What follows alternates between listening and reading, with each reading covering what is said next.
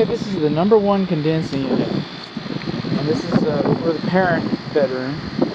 It's got the right kind of insulation on the refrigerant lines, but we got some gaps right there. You think water can get in there into your walls? I do. That's what I think. Shorter valve caps. Here's our data plate. 14 plus SEER.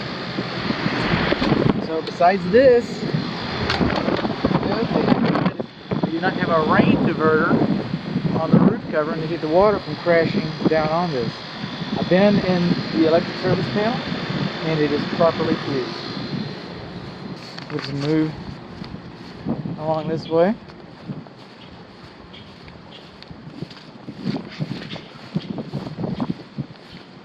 Still trudging across the tundra, mile after mile, trudging across the frozen white wasteland.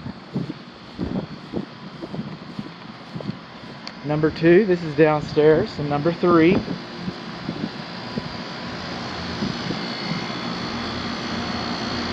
#2 is like #1 in that you think water can get in there? I do. Here's #2's data plate.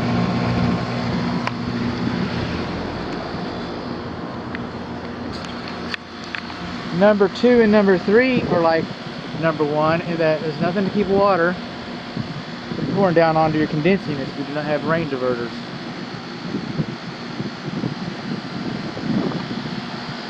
#3 is unique in that its refrigerant pipe is pretty much protected. All 3 of them are properly fused. And #2 is unique, or maybe 2 and 3, in that the main disconnects are improperly located behind the unit. They should be to the side, like #1 was.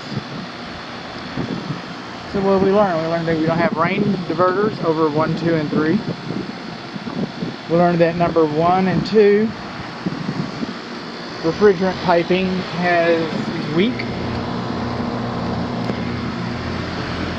We learned that #2 and #3's electric disconnect is behind #2.